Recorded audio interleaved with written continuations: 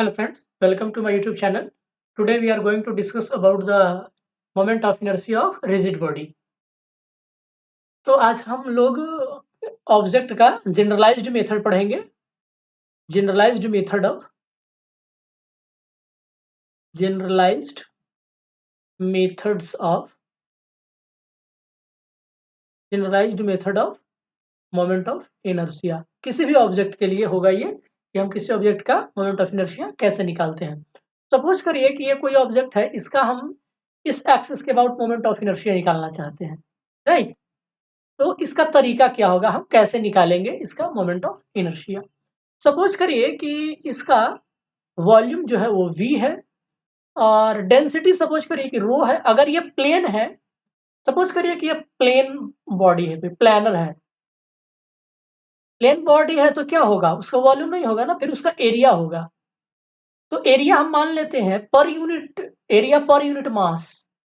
Area per unit mass is equal to sigma है और रो क्या है, ये डेंसिटी है, मतलब कि area per unit volume. Density है तो मतलब क्या है कि volume mass per unit volume, मास पर यूनिट वॉल्यूम ये है आपका. और ये है मास पर यूनिट एरिया, यहाँ उल्टा लिखा हुआ है, मास पर यूनिट एरिया, राइट. तो चलिए आइए देखते हैं कि हम इसका कैसे निकालेंगे. दोस्तों तरीका ये है कि हम क्या करेंगे, सबसे पहले एक छोटा सा एलिमेंट लेंगे. एलिमेंट कहते हैं बिल्कुल छोटे पोर्शन को, small portion, small portion of a body. उसको हम क्या कहेंगे, elementary area, elementary volume, elementary surface ऐसे कहेंगे, या एलिमेंट भी कहेंगे उसको. एलिमेंट या elementary area, elementary volume, elementary surface ऐसे कहेंगे. तो हम क्या करेंगे कि इस एक्सिस के अबाउट इस छोटा सा जो देख रहे हैं ना एरिया, अगर ये प्लानर है तो हम पहले जनरली करते हैं, इसके लिए करते हैं. तो सपोज करिए कि ये छोटा सा है जिसका मास जो है वो डीएम है. हम लोग जानते हैं कि किसी भी स्मॉल चीज को हम हमेशा डेल्टा के फॉर्म में दिखाते हैं. तो ये डीएम है, छोटा सा मास है. हम पहले इस मास का एरिया हम निकाल लेते हैं इस एक्सिस के अबाउट, ये जो भी एक्सिस है इसके अबाउट हम निकाल लेते हैं पहले इसका मोमेंट ऑफ इनर्शिया. और फिर बाद में क्या करेंगे, इसको इंटीग्रेट कर देंगे होल मास के लिए, होल वॉल्यूम के लिए. तो फिर हम आसानी से निकाल लेंगे इसका होल वॉल्यूम का मोमेंट ऑफ इनर्शिया. तो क्या करेंगे, सबसे पहले हम इस छोटे वाले वॉल्यूम, छोटे वाले मास का निकालेंगे हम मोमेंट ऑफ इनर्शिया. तो छोटा सा है तो डी आई होगा. तो डी आई बराबर क्या होता है, मतलब इनर्शिया तो यही होता है ना, एम आर स्क्वायर मास और इसका डिस्टेंस. तो सपोज करिए कि इसका एक्सिस ऑफ रोटेशन से डिस्टेंस आर है, तो डी आई बराबर क्या होगा आपका, छोटा सा मास इनटू आर स्क्वायर. यही तो होगा ना, बस सिंपल सी बात है. अब हम क्या करेंगे कि निकालना है होल का. जैसे क्या होगा दोस्तों कि D I one plus D I two plus, ये छोटे छोटे हैं, सबका आप निकालिए, सबका निकाल के सबको ऐड कर दीजिए. तो जब आप समेशन करते हो ना दोस्तों ऐसे,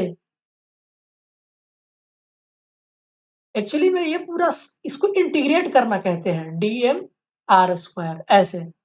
तो आप ऐसे जोड़िए या ऐसे इंटीग्रेट करिए, दोनों एक ही बात होता है. तो हम क्या करेंगे कि इसको इंटीग्रेट कर दीजिए. ये जो हमारा है d I is equal to d m dot r square. Integrate कर देंगे तो ये क्या आ जाएगा, आप पूरे का होल बॉडी का आपका आ जाएगा मोमेंट ऑफ इनर्शिया.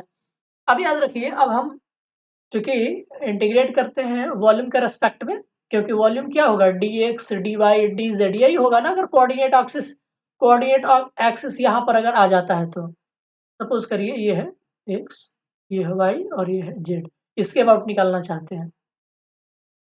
तो हम वॉल्यूम के रेस्पेक्ट में निकालेंगे, मतलब कि हम डीएम को चेंज करेंगे यहाँ इसमें वॉल्यूम में.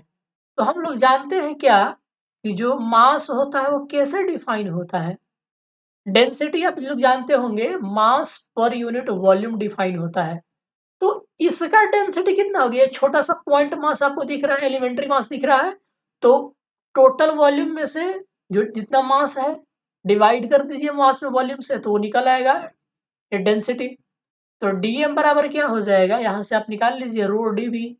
अब इस डीएम की वैल्यू यहाँ पर रख दीजिए, यानी कि आई इज इक्वल टू इंटीग्रेशन तो ये तो डेंसिटी तो रो कांस्टेंट है, यहाँ क्या आ जाए आर स्क्वायर dv। यही आ गया दोस्तों आपका मोमेंट ऑफ इनर्शिया। और किसी भी ऑब्जेक्ट के लिए हम यही फॉर्मूला अप्लाई करेंगे, I is equal to rho r square dv, किसी के लिए भी हो। अब सपोज करिए कि ये तो था रिजिड बॉडी के लिए, अगर मान लीजिए कि ये प्लेनर बॉडी होता, कोई प्लेन होता, तो उसका कैसे निकालते, वहां तो वॉल्यूम होता नहीं, तो वहां हम सरफेस एरिया लेते दोस्तों। तो सपोज करिए कि सरफेस एरिया ए है, ठीक है ना, तो हम छोटा सा सरफेस एरिया लेते हैं, सपोज करिए ये छोटा सा सरफेस एरिया है डी ए। तब इसका हम सरफेस डेंसिटी निकालते हैं, क्या निकालते हैं, सरफेस डेंसिटी।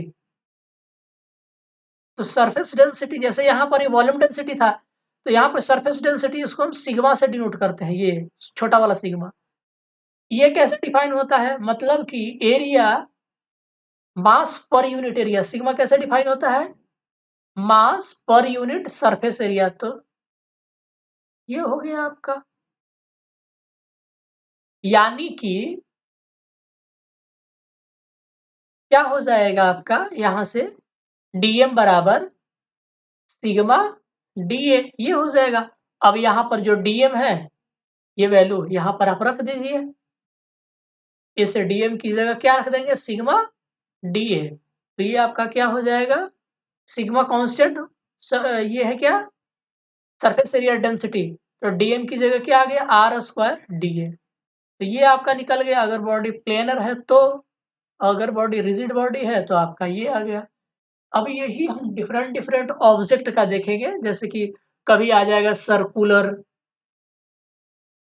सर्कुलर डिस्क आ जाएगा, कभी सर्कुलर रिंग आ जाएगा, कभी रॉड आ जाएगा, कभी ट्रायंगुलर आ जाएगा, ठीक है। तो इस सब का हम निकालेंगे मोमेंट ऑफ इनर्शिया। मेथड यही है, ये जो यहाँ से यहाँ तक लिखा हुआ है सिर्फ यही मेथड है और कुछ नहीं है। हम क्या करेंगे, एलिमेंट्री मास निकालेंगे, एलिमेंट्री एरिया निकालेंगे, इंटीग्रेट कर देंगे, काम खत्म।